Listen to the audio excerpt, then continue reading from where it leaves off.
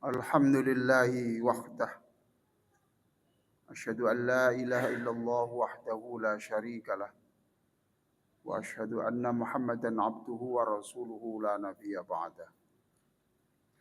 Allahumma salli ala sayyidina Muhammadin wa ala alihi wa sahbihi wa muwalah. Amma ba'du. Faya ibadallah usikum bitaqwallah. Faqala Allah Ta'ala ya ayyuhalladzina amanu taqullaha haqqa tuqatih wala tamutunna illa wa antum muslimun. Hadirin sekalian jamaah salat Jumat Masjid An-Nur yang sangat saya hormati. Dalam 10 sampai 15 menit ke depan saya akan menyampaikan khutbah dengan judul Muslim Labbaik. Muslim Labbaik. Hadirin sekalian, hari ini mari kita bersama-sama yang senang, jangan ada yang susah. Kita ini diberi kenikmatan besar. Kemarin kita berpuasa dan tidak main-main. Puasa kita itu menjadikan dosa tahun 2024 dimaafkan semuanya. Lalu 2026 yang belum dijalani dimaafkan semuanya. Kurang apa? Saya pikir kemarin sudah akhir hidup kita, ternyata masih hidup juga sekarang ini. Kita sholat Idul Fitri dan luar biasa, rakaat pertama kita takbir 7 kali. Sekali saja itu harus menggetarkan dunia kok. Ini kita rakaat pertama 7 kali. Rakaat kedua 5 kali. Gerakan sholat berkali-kali. 10 hari tanggal 1 sampai Dzulhijjah itu adalah hari yang sangat istimewa. Dan alhamdulillah kita diberi kesempatan untuk itu. Doa dikabulkan Allah. Kalau sudah ada waktunya doa dikabulkan Allah. Doa jangan untuk diri sendiri dulu lah. Doakan ibu kita dulu. Doakan ayah kita dulu. Doakan orang-orang yang pernah berjasa, memberi sesuatu pada kita. Kita doakan. Lalu kita, pasangan hidup kita dan anak-anak kita. Nah, di hari-hari ini, hari sekarang dan kemarin, zikir yang paling besar gemanya di langit adalah 2 zikir. 1 takbir. Tadi malam takbir. Di beberapa masjid hampir seluruhnya itu kita dengar apa itu? Allahu Akbar. Yang kedua, kemarin dan sekarang ini masih gema di Makkah itu adalah labbaik Allahumma labbaik talbiyah. Untuk apa kita diperintahkan membaca takbir? Lalu ditakdirkan Allah kita tinggal di beberapa masjid yang di situ ada suara takbir. Ada apa sebenarnya? Itu fungsinya adalah, takbir itu fungsinya satu, jangan ada kesombongan. Jangan ada kesombongan. Anda kaya, berapa kekayaanmu? Kalau Anda orang hebat, mungkin Anda bisa melawan kematian, tapi toh gagal.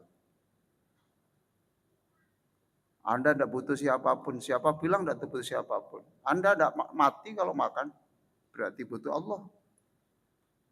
Anda mati kalau tidak ada udara, tidak ada matahari, butuh Allah.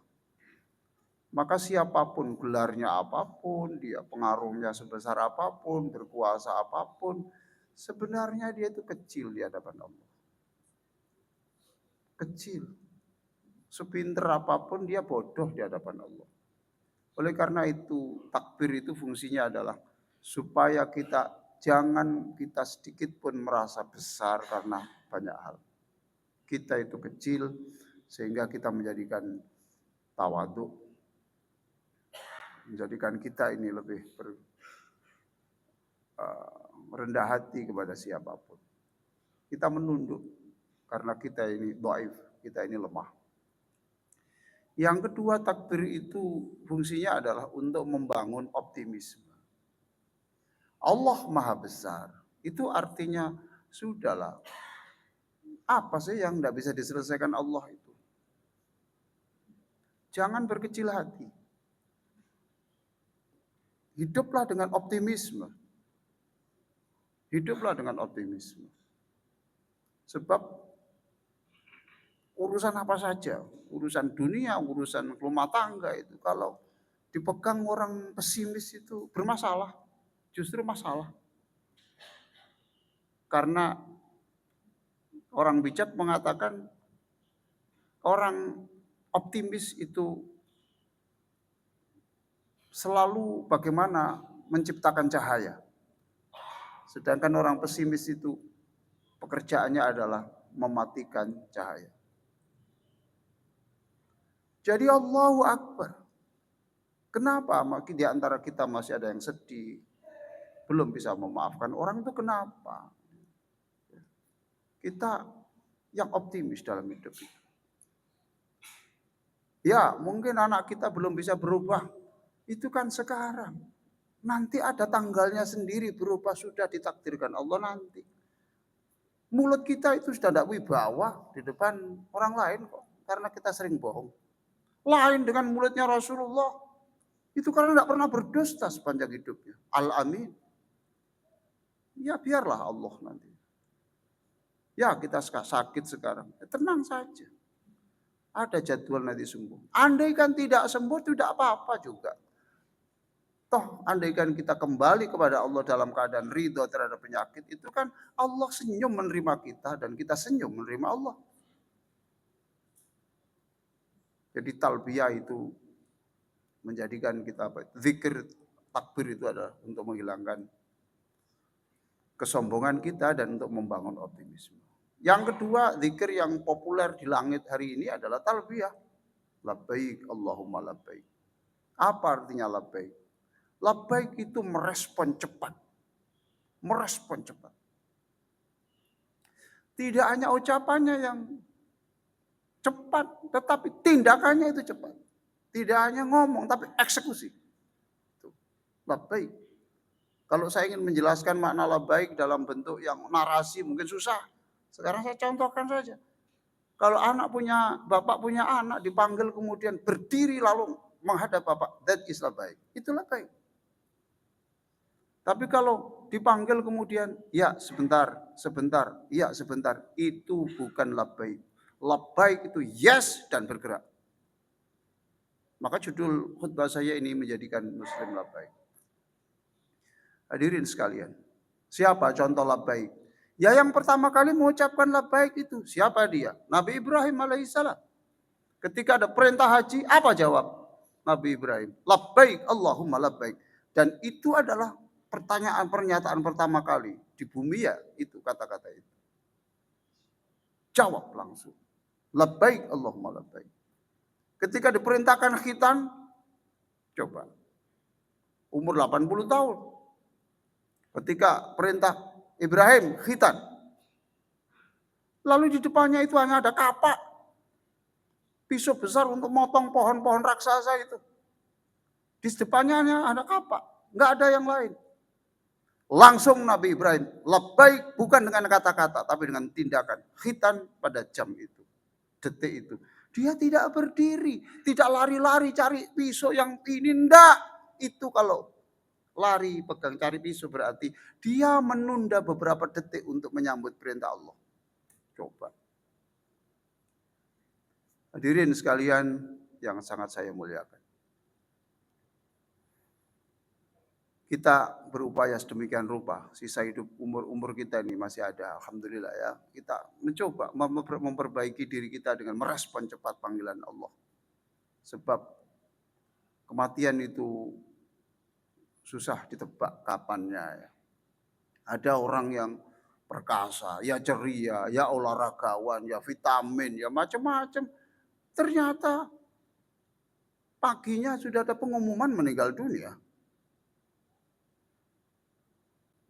Ada istri yang pamit pada suaminya, "Pak, saya istirahat sebentar." Ternyata istirahat selamanya. Hadirin sekalian, jadi kita merespon cepat. Kita dapat kewajiban haji. Kalau ada di antara kita itu yang sudah ada uang muka untuk haji, daftar. Tidak usah berpikir, saya umur 70, nanti saya 40 tahun berarti 110. Untuk apa bicara itu? Itu bukan wilayah kita. Itu wilayahnya Allah. Kalau Allah mengendaki kita umur 110 dan lebih sehat daripada umur yang 40, mau apa?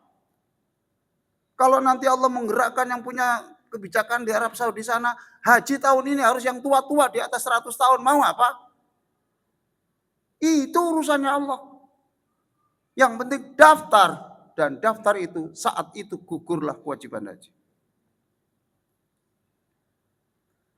Kalau sudah ada azan, tinggalkan semuanya. Wudu, salat, kecuali ada hal-hal yang memang tidak bisa ditinggalkan, seperti petugas pemadam kebakaran, seperti dokter yang sedang operasi dan sebagainya, itu tidak apa-apa. Tapi kalau nggak ada alasan, hanya karena lihat TikTok, lihat HP, itu muslim apa? Kita ini zalim kepada Allah. Kalau minta kepada Allah itu minta segera dikabulkan, sedangkan kalau kita dipanggil Allah tidak segera memenuhi, itu manusia zalim.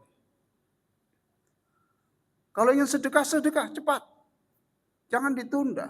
Sebab bisa saja 5 menit berikutnya harta yang pisah dengan kita atau kita yang pisah dengan harta. Jangan ke masjid tanpa bawa uang. Masjid ini butuh dana besar. Kalau sudah diperlakukan baik dengan orang, sekecil apapun, jangan tunda. Segera ucapkan terima kasih dan jazakumullah. Mudah-mudahan Allah membalas. Jangan ditunda. Itu manusialah baik. Kalau kita sadar bahwa Bapak dan saya ini punya kebiasaan buruk, segera mulai berubah. Jangan ditunda. Dan yang tahu kebiasaan buruk kita itu kita sendiri atau orang lain. Dalam hal tertentu orang lain. Maka ketika kita bertemu dengan orang-orang yang banyak mengkritik kita, itu bersyukurlah, huwa muallimun mutakhafiyun. Itu adalah guru yang dikirim Allah untuk tahu siapa kita. Kalau kita ketemu dengan orang yang memuji-muji terus, nggak ada perkembangan. Karena kita nggak tahu aib kita. Kalau tidak bisa, tidak bisa kurban, nggak apa-apa, jangan susah karena itu sunnah. Tapi yang harus dilakukan adalah cepat buanglah, jangan ditunda sifat-sifat hewan yang masih nempel pada kita. Dan Bapak yang lebih tahu soal itu. Kalau punya salah, apalagi kepada pasangan hidup, pada anak, jangan ditunda, lebih segera minta maaf. Apa jeleknya mengakui kesalahan? Kepada anak, jangan dikira yang salah itu selalu anak. Tidak sedikit anak itu nakal karena kejahatan bapaknya sendiri. Kalau sudah punya dosa, segera istighfar. Lalu nyatakan tobat. Dulu Luqman Al-Hakim pernah berpesan kepada anaknya, ya bunayya, hai anakku, la tuakhiri taubah. Jangan menunda taubah. Fa innal mauta ya'ti baghtah. Sebab mati itu datangnya secepat kilat dan tidak ada yang tahu. Rasulullah Shallallahu Alaihi Wasallam kurang apa? Itu dalam satu hadis, fa inni atubu fil yaumi mi'ata marrah. Rasulullah itu, saya ini selalu bertobat kepada Allah sehari minimal 100 kali. Kita ini yang seperti ini, doa istighfar, taubat itu terkalahkan doa soal rizki, doa kesembuhan, doa sukses. Padahal doa istighfar itu adalah paling penting dan itu menentukan masa depan hidup kita. Mudah-mudahan bermanfaat. Aku qouli hadza wa astaghfirullahaladzim.